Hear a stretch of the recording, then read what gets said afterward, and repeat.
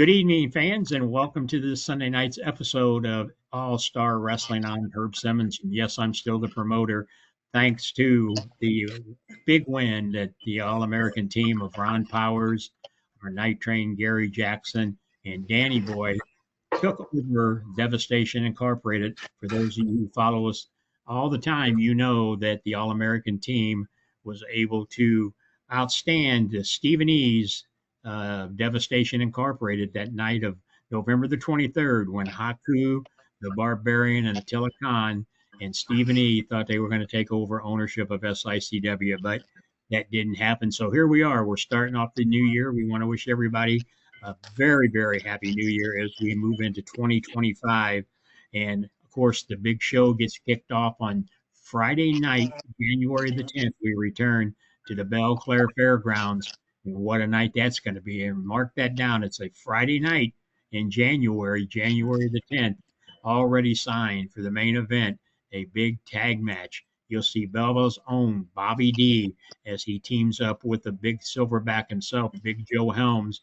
And yes, they're going to take on a couple of more big guys. The 450-pound man they call Kowalski, who is the SICW Classic champion currently, as he teams up with Big Nasty Glenn Williams. And man, there's a lot of action going to happen right there. There's a lot of attitudes, a lot of contention amongst all four of those individuals. So that's the main event on Friday night, January the 10th. So mark that down on your calendar.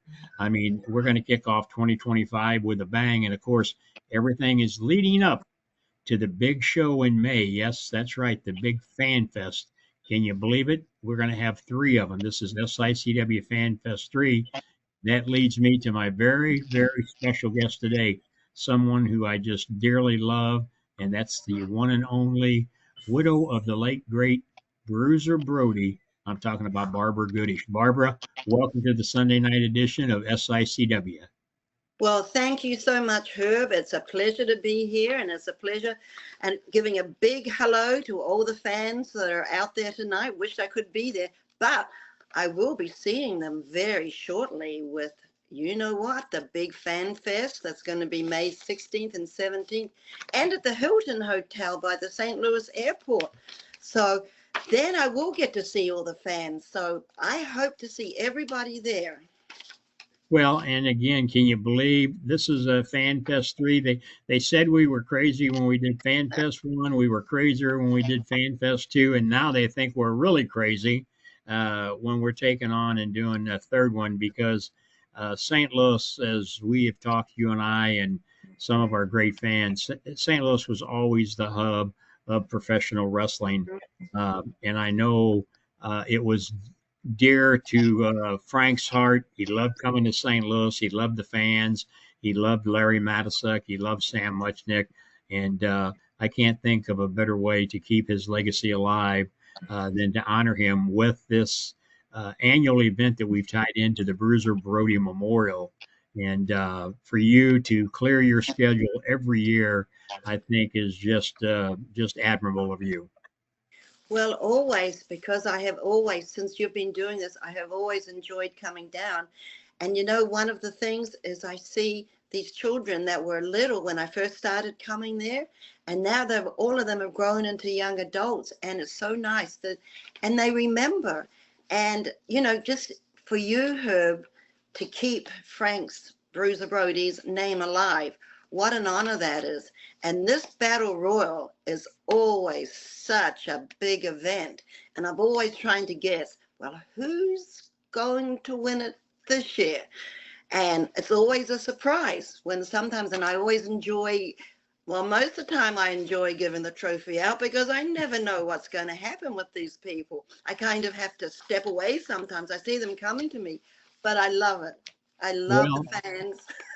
And last year was one of those moments that I know you didn't care for and I didn't care for because that beautiful cup kind of went to the Devastation Incorporated side with Attila Khan. And like I said, I just, but we have no control over that. And hopefully that cup has been polished up and Stephen E has kept it in good shape and Attila Khan. And we've already got some people who have signed up. The Beer City Bruiser is going to be there. Superstar Steve Fender is already signed up for the Battle Royal. And I'm sure as we get closer, the list of wrestlers that come from around the country want to take part of the Bruiser Brody Battle Royal. It's always a great time. And being there at the Hilton at the St. Louis airport, I think, is going to draw some fans because it's right at the airport. Right.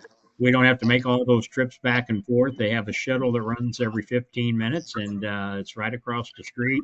So I'm really excited. I know Darla is making her plans to come in, and I believe Pam has talked about coming in. So the Queens will be there, hopefully, and they, I'm they sure.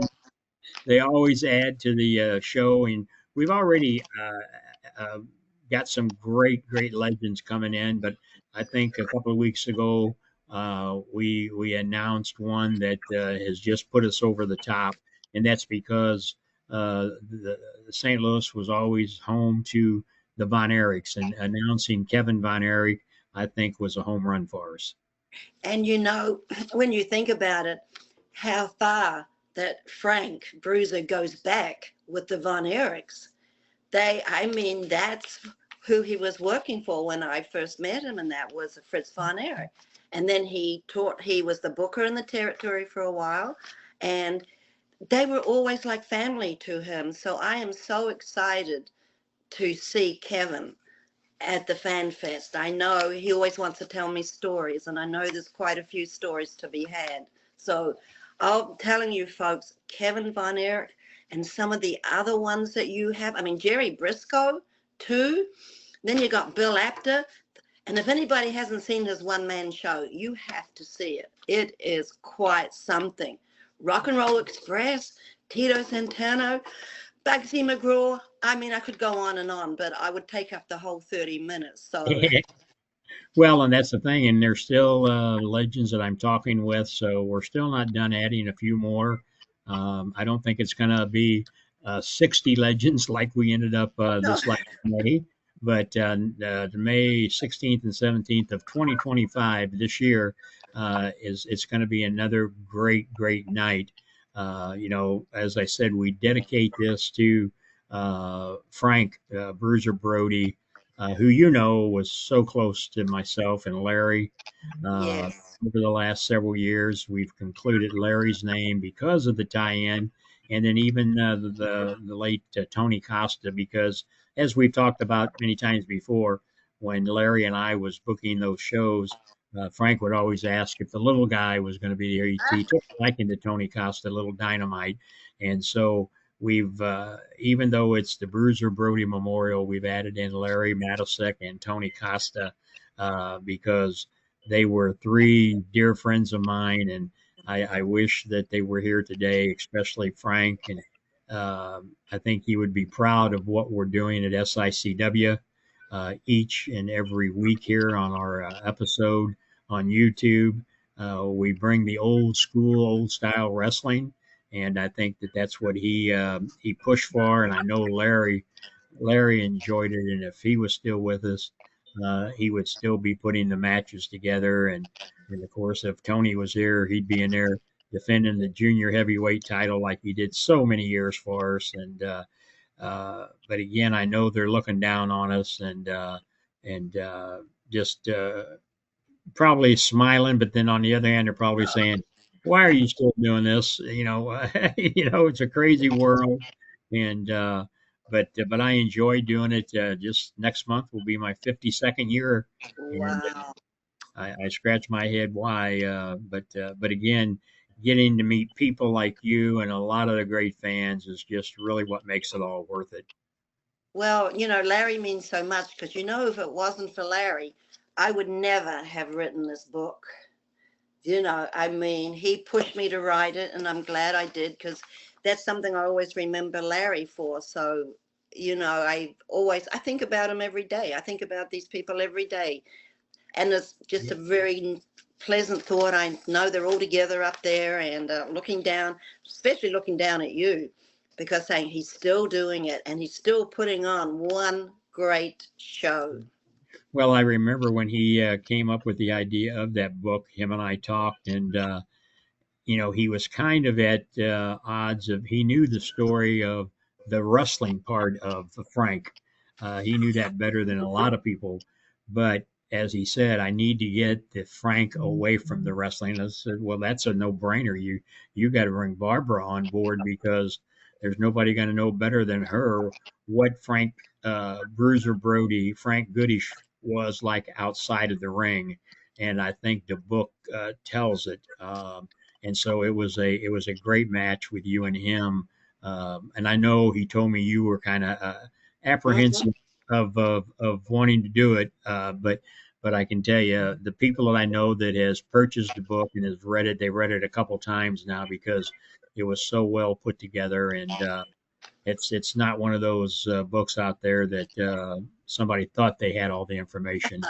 Uh, And we know there's a couple out there, and as I said, and that's why I know with Larry, and that's why with Larry and yourself, Herb, Frank trusted both of you. So I know that both of you would not do me wrong, and that's how I knew because very few people got into the inside, the inner circle, and that's how much he thought of the two of you. So I knew that Larry would do it truthfully, and of course, I would do it truthfully. So it's a true book instead of a lot of these books and everything are. There's a lot of embellishment, as we know, and a lot of these things. This one was just the hard, cold, flat. The facts.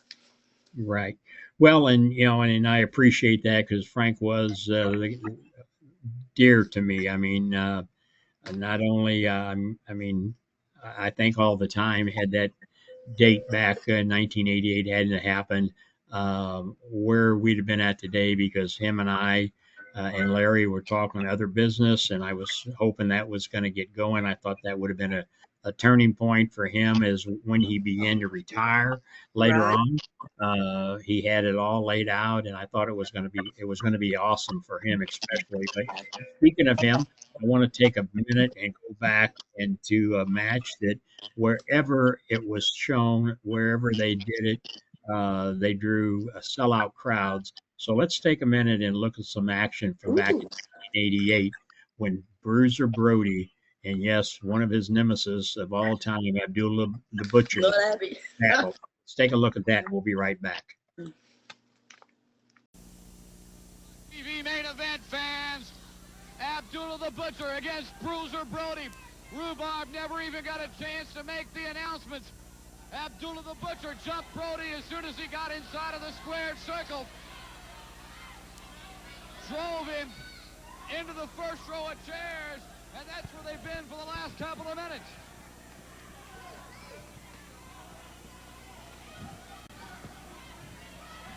Brody's made it back into the ring. Abdullah's gone into his trunks for something.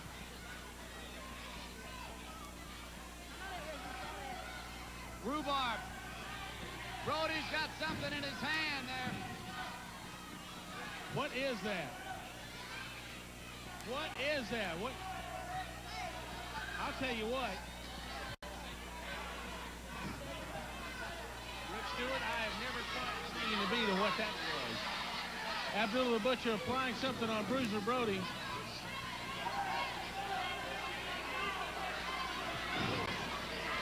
And then Brody coming back. I'll tell you, Rick. Brody against Abdullah, man. This is the war all these fans have been waiting. Here. My goodness gracious. I'll tell you. This card right here, it wouldn't matter where it is, would be, I'll tell you what, would be A number one anywhere. Look at this. Brody's sinking those teeth into the head of Abdullah the Butcher. Oh. Abdullah can throw those karate thrusts out of the middle of nowhere. And the scary thing is, Robley was down here with Abdullah the Butcher. They've been tag team partners, and as I understand it from certain sources, they do communicate after a fashion, and Robley is certainly one that you don't want to have around Abdullah the Butcher. Butcher's bad enough by himself. You put him with Buck Robley, who knows what's going to go on. Well, I'll tell you, this right here, this is the most brawn I guess you're ever going to see in the ring, one-on-one, ever. Abdullah wants a little bit of time out of the ring to think about this. The fans are offering Bruiser a chair. Brody, I'm sure, can find his own chair. Bruiser Brody taken off after Abdullah the Butcher. They've gone in the back of the auditorium here at Henderson's Arena, fighting hammer and tongs in the middle of those chairs.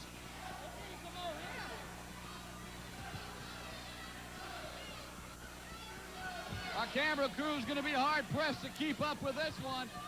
Abdullah's got the referee. The referee goes into the chairs as well.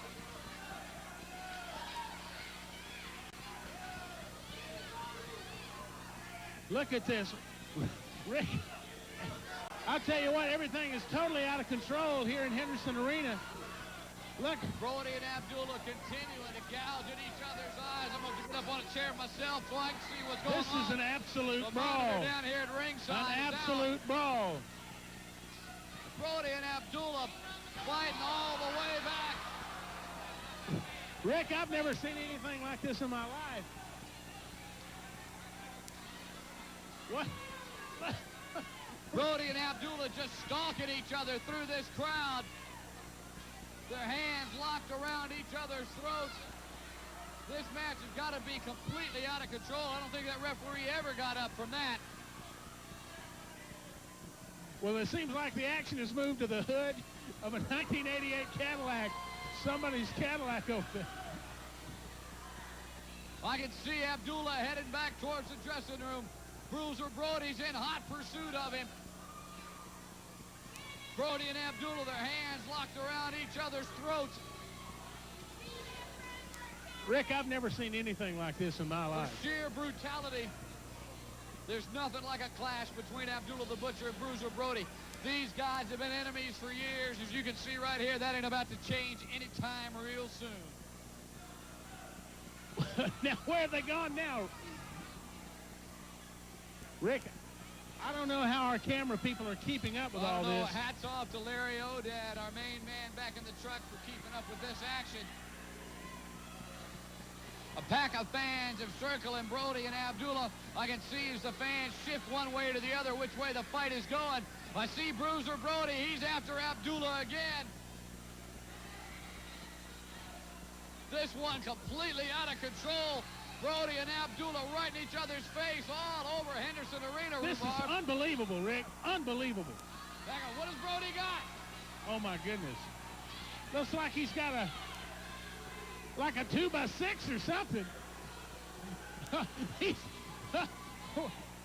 Bruiser Brody with a giant plank of wood heading after the madman from Sudan, Abdullah the Butcher. You can see fans scattering every which way to try to get out of this thing in one piece. Well, there you have it, fans. That was back in 1988. Bruiser Brody and Abdullah the Butcher. And I'm telling you, I had them work for me many times. And whether it was in Collinsville, Illinois, or Dupo, Illinois, or down in up in Waseca, Illinois, wherever they were in that ring, it ended up outside the ring, and it was a war. And that match is probably one of the most talked about combinations everywhere in the business. And Barbara, I know you've had the pleasure of being with Abby and talk about those days. And he loved Frank, didn't he? He did. I mean, he always, every time he sees me, he kind of always gets on my case about doing this and doing that. But I love Abby. He is just one of those people. And you're right, because he knows that was what he tells me, like you just said, that was some of his best matches that he had with Frank. He said he was one of the ones that he could work with. You know, and they went out there and they gave the fans the best night of their life. I might not have liked how Frank came home after a match with Abby, but well, he knew it was a tough day at the office working with Abby, and I remember him telling me. But They knew that they could bring the fans in and give them what they wanted. And I remember the night a few years ago, we had Abby in for the Brody Memorial, and we went over to Bartolino's, and we had Charlie Thez with us, if you remember. And That's right. what a great night it was sitting there listening to Abby tell his stories. And so, I mean, always great memories that I cherish. And when I talk to Abby these days, he always asks about you. And, this last May when I called him and said, hey, Barbara and I are doing the Bruiser Brody Memorial, he says, I'm in. And him, his caretaker, Miss Malik, they showed up and Right. showed out, and the fans loved him. And they've actually, I've not made the arrangements yet, but they've actually contacted me about 2025 wanting to come back in. So we may be adding Abby to that list of already growing. You mentioned some of the names, but Dan Severance is joining us. The Rock That's and Roll right. Express, Mhm. Dan Grail, people like that. That I think is going to be great. And there's still a couple of the other vendors. GT Collectibles out there is working on getting a guest or two to come in with us. And I think the names are going to grow for it, but we can't lose sight of the fact that it's the Bruiser Brody Memorial, and this will be the 66-year anniversary of the old Wrestling at the Chase program, if it stayed on television. So we always kind of pay tribute to that because, without that, I wouldn't be doing what I'm doing. I grew up with Wrestling at the Chase, and that's how I got to meet all the guys like Frank, like Flair, like the Funks, the Briscoes, the Kaniskis, and the list of those names go on and on. But, when you talk about Frank, whether it was a match with Abby or whether it was a match with Dory Funk Jr. or whoever it may be, it was a match that kept you on the edge of your seat. And I know when he come home, like you said, there were some of them that when he came home, you could tell he'd been in a battle. And I think another one that he had good matches with was Ric Flair. I mean, there was that one match that they went 1 hour that people didn't even know that Frank could do 1 hour and wrestle, because it was how it was when they were over in Japan. Yeah, well, Rick did a interview not too long ago where it said it was a podcast, and the question was asked how many times did he wrestle Frank, and he said it was about 75 times, and he said they were 1 hour draws. He actually had 3 1 hour draws here in St. Louis, and sellout crowds, whether it be at the Checker Dome or the old arena or at Kiel Auditorium. And they built up to it to where the fans came out because they knew it was going to be an all-out war. And that, I think that just goes to show you what Frank could do. Not only could he go out there and take on somebody like a Abdullah the Butcher or John or the Barbarian, but then he could go an hour. And Rick said during his podcast, he said the problem he had was, he said, that guy never got tired. He said he weighed 280 pounds back then and 6'5", 6'6", and he said he never got tired. He said he just worked. And so, and speaking of that, let's just take another little clip of a match between Frank Bruiser Brody against Buzz Sawyer. Let's take a look at that, and this will show you another side of what the Bruiser could do inside that ring. We'll be right back in just a few minutes. Early, no bell is rung yet.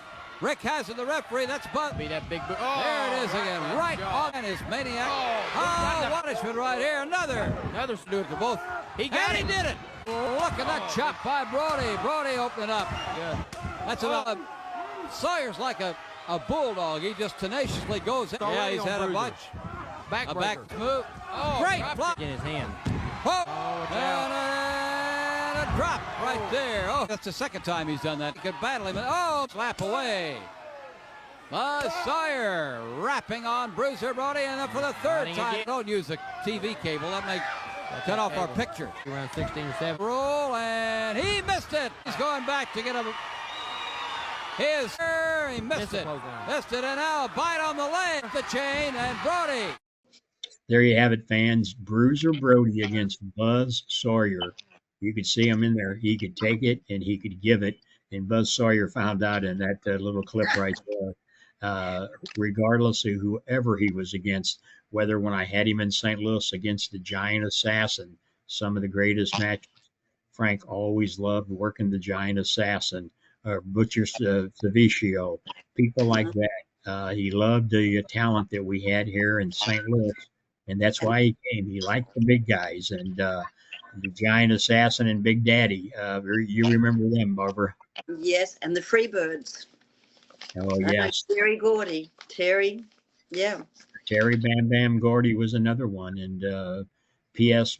Michael Hayes, people like that that he knew he could go out there and get a good match out of and work hard, and like I said, Frank's motto was is if I don't make the fans happy, they're not going to come back, and boy, I tell you, he always gave 110%.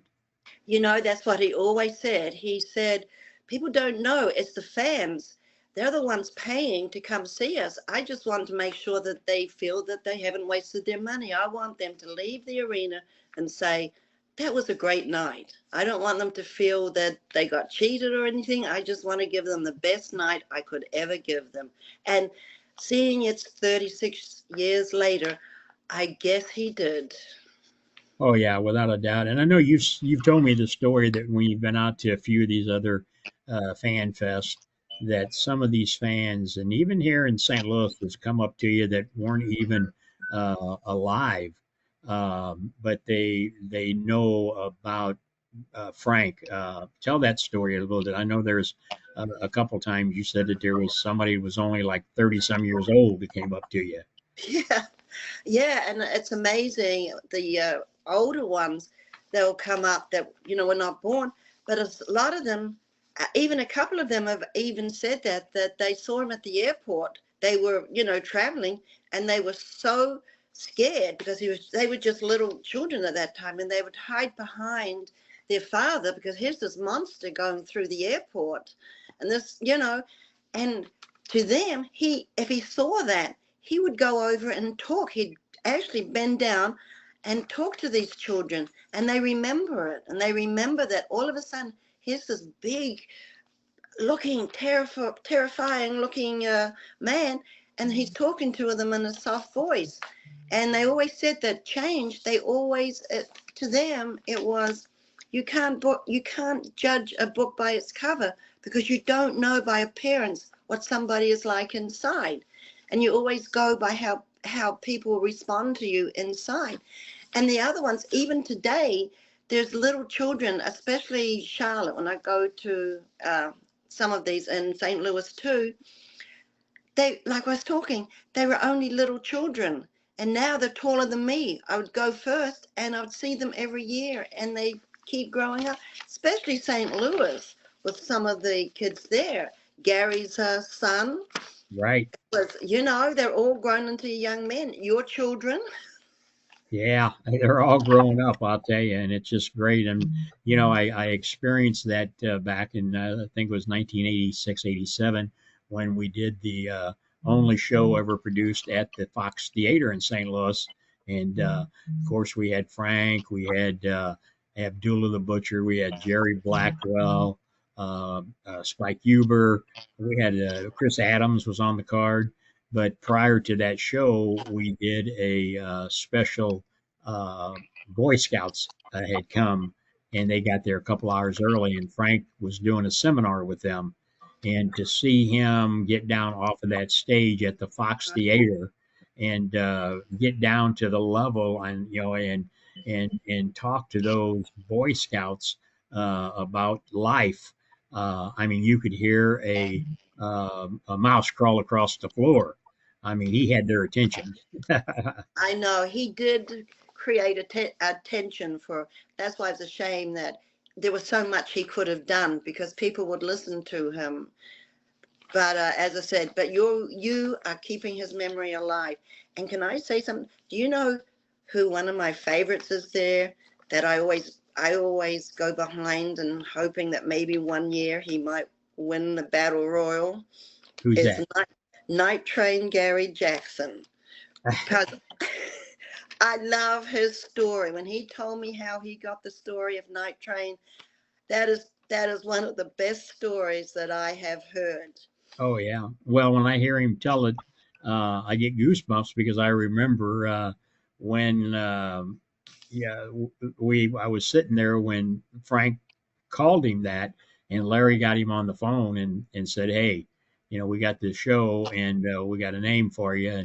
And Frank came up with it, and Gary was like, "Who?" And Larry said, Bruiser Brody came up with he wants to name Night Train, and Gary got real quiet, and it just made you feel like here's a guy that is bigger than life giving me a name, and has stuck with him all these years, and well deserving of that. Gary winning the Sam Muchnick award this year, last year, 2024, and then being honored at the Cauliflower Alley Club as the Wrestler of the Year award. He had a good year in 2024, and then plus being part of the All American team with Ron Powers, which is another great friend of yours and mine, Yes. and Danny Boy.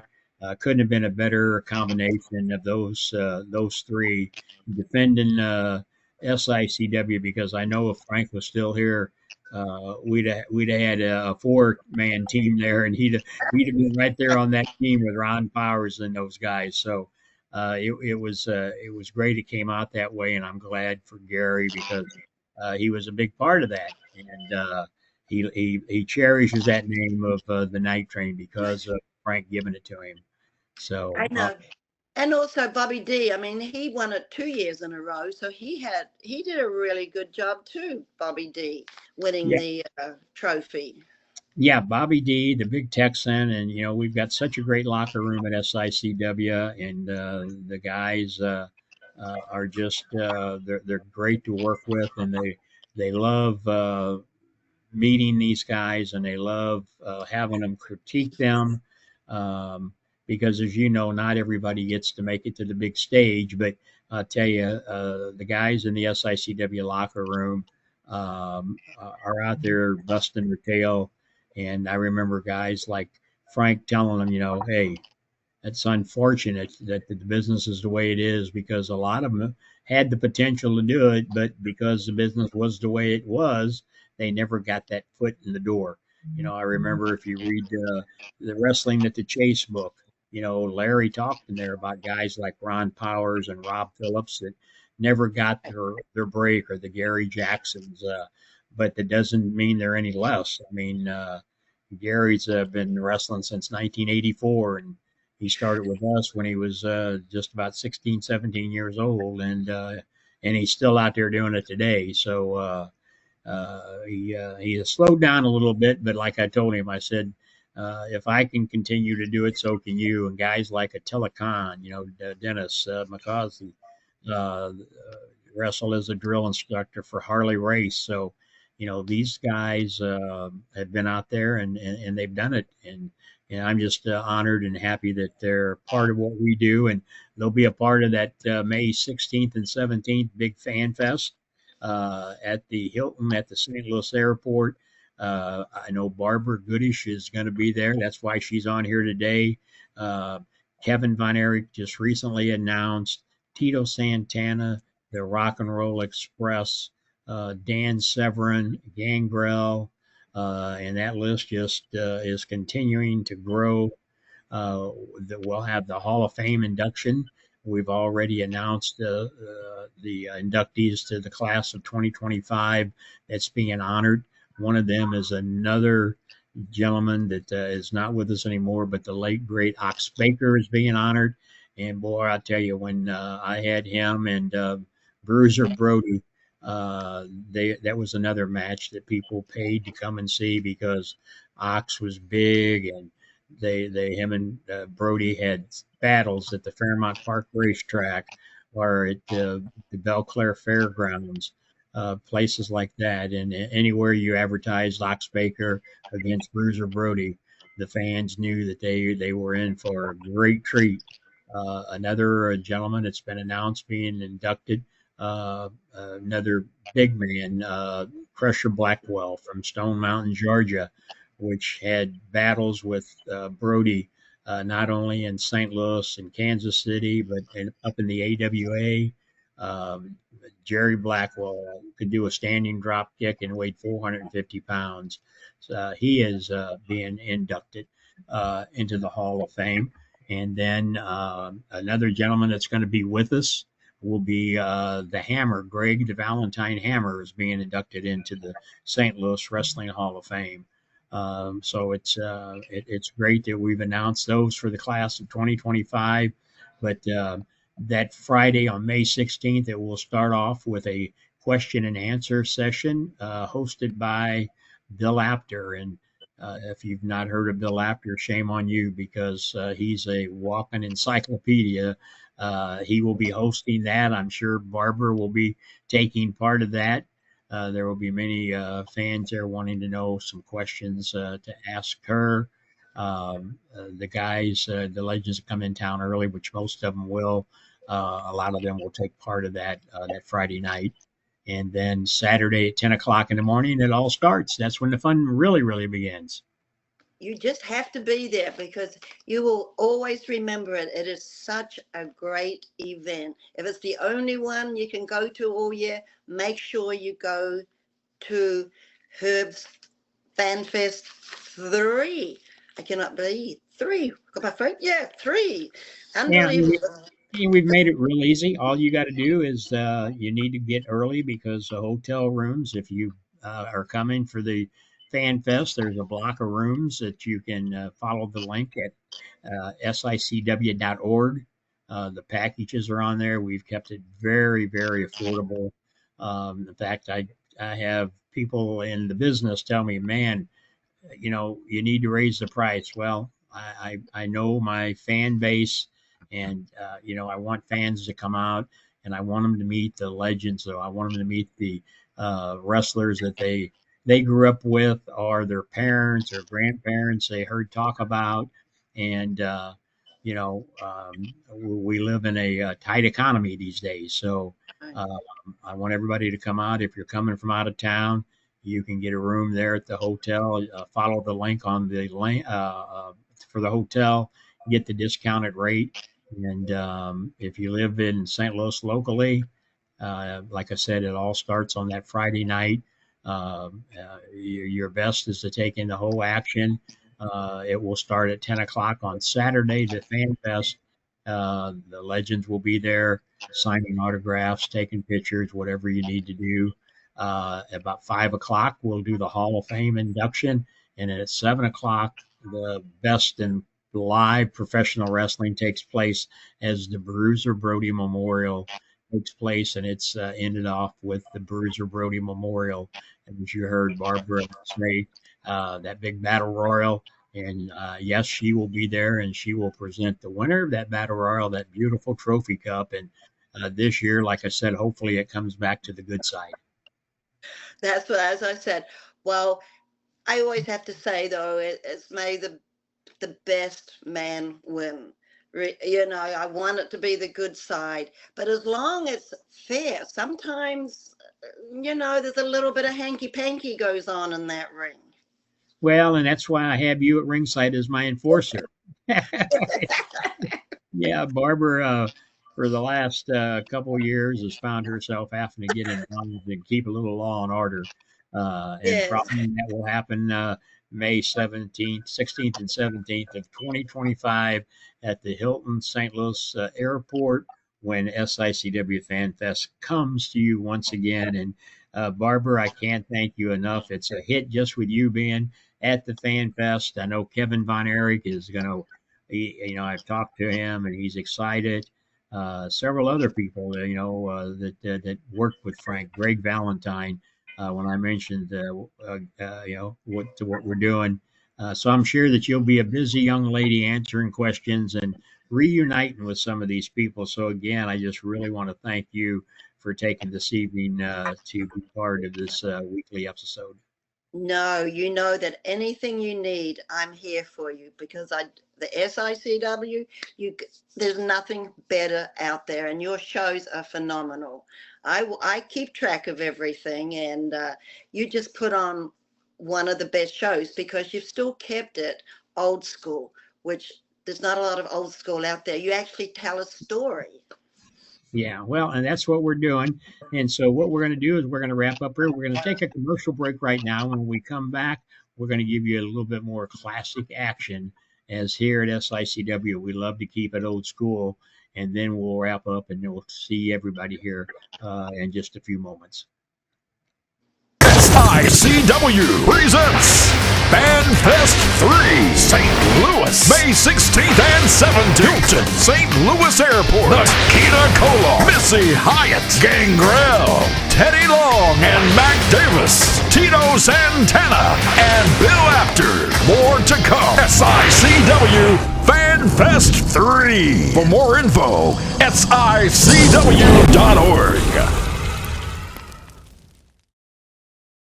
Hey everybody, this is John Layfield, better known as JBL from the WWE, at one time the longest reigning WWE champion in SmackDown television history, the glory days of professional wrestling. If you like what you're watching, we've got on Backstage Pass, you got to get it now. What were they thinking? A wonderful program of me and Mr. Gerald Briscoe talking about the craziest stories in the history of professional wrestling, all with my partner, Mr. Briscoe, who hired me in 1995. I hired you? What the hell was I thinking?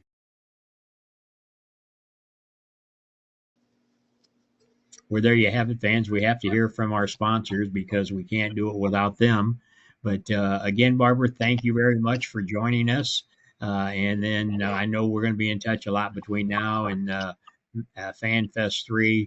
And I know, speaking for not just myself, but all the SICW fans, we love you and we can't wait to see you back here in St. Louis. Well, thank you, Herb, and I love all you fans down there, and I cannot wait to see you all as well. Very good. Fans, thank you for joining us this Sunday evening. We're going to have a little bit more classic action for you here, and then we'll see you right back here next Sunday evening at 8 p.m. on SICW All-Star Wrestling. Good evening. I'm honored to have my guest this week, Bruiser Brody. And Bruiser, I got to tell you something. A lot of people may think that I have something against you. And I've been getting a lot of phone calls saying, well, if you're going to have Bruiser Brody, watch out. Have a bodyguard. You know, do something. Have somebody underneath the ring like we did in Tennessee to Jerry Lawler. But that's not necessary, Mr. Brody, because I want to tell you from the bottom of my heart, and yes, Paulie Dangerously has a heart, I admire you. I respect you. I think you're one of the greatest professional wrestlers in the history of this sport. Because look at you. I mean, just look at the size of this guy, will you? Look at him. Look how tall he is. Just wait. Just hold on, please, Mr. Brody. Just let me finish. I mean, you have beaten up everybody that's ever come against you. You were one of the first persons to ever give Bruno Sammartino a real fight. Just look at this guy. But I got to tell you something else. Oh, please, Mr. Brody. I got to tell you something else. I know how much money you've made in this sport. And, man, I got to respect that more than anything. But look at you, man. I mean, come on. I mean, honestly, from man to man, from millionaire to hopefully millionaire, I think you're a mess, Mr. Brody. I mean, for a guy that's made as much, I mean, I'm not trying to insult you or anything, but for a guy that's made as much money as you had, you should get a haircut. You could use a shave. I mean, you could use a bath or something. No, honestly, Mr. Brody, I mean, you made so much money. I mean, don't you think you should look the part? I mean, look at this jacket. This jacket alone cost me $300. I mean, my phone is expensive. I think, quite honestly, Mr. Brody, you're a mess. And what you got to do is show how much money you're worth. That's all. That's all. That's all I got to say. What?